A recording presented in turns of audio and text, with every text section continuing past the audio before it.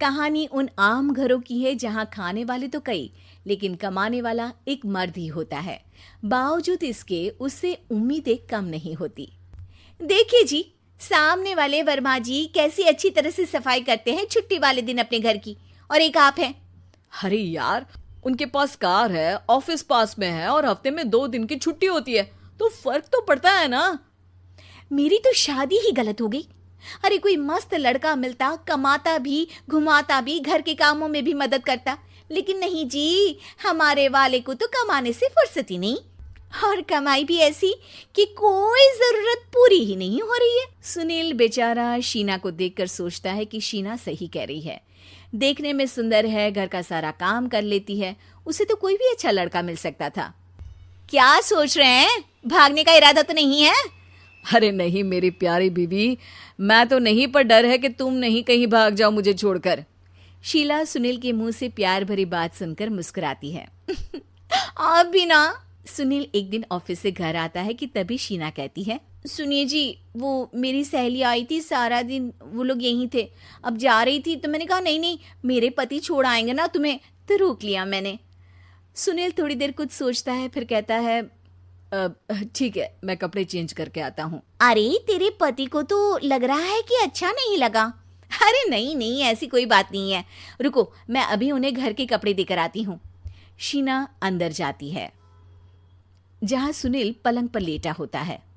अरे क्या मजाक है, वो कह रही है कि आपने मुंह बना लिया।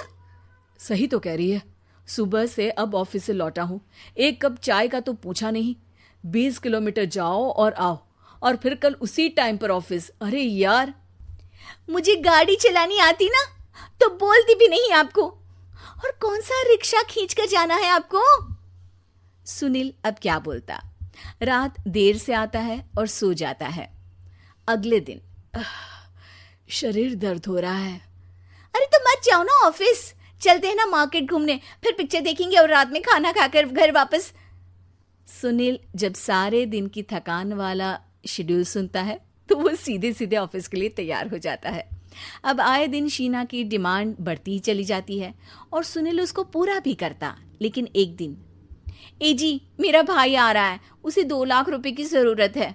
हाँ तो मैं क्या करूं शीना, मेरे पास इतने रुपए नहीं है।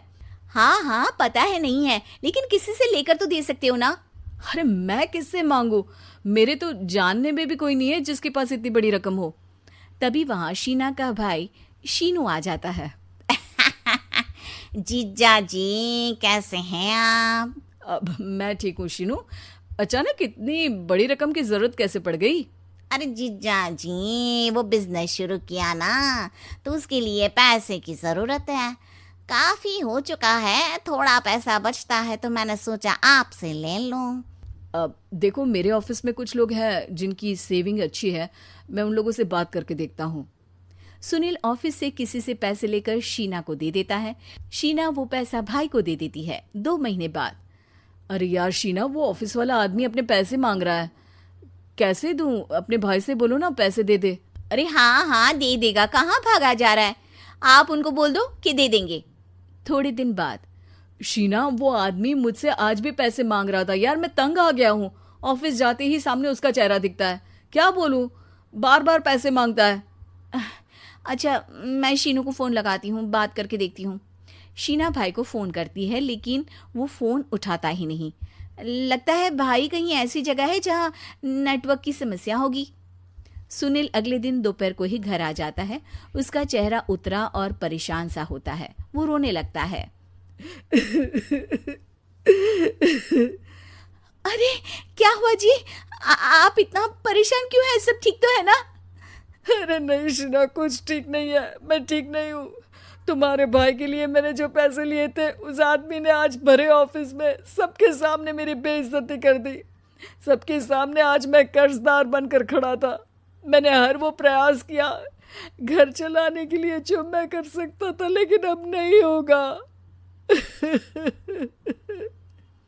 वो फिर रोने लगता है। अरे आप तो औरतों की तरह रो रहे हैं, मर्द हैं आप।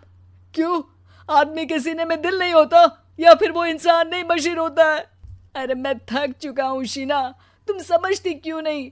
मैं भी शारीरिक और मानसिक रूप से थकता हूँ, मैं भी आराम करना चाहता हूँ, सुकून चाहता हूँ। मैं अब कुछ नहीं कर सकता। कुछ नहीं। वो बैठ जाता है। शीना पति को हैरान परेशान देखकर चुप हो जाती है।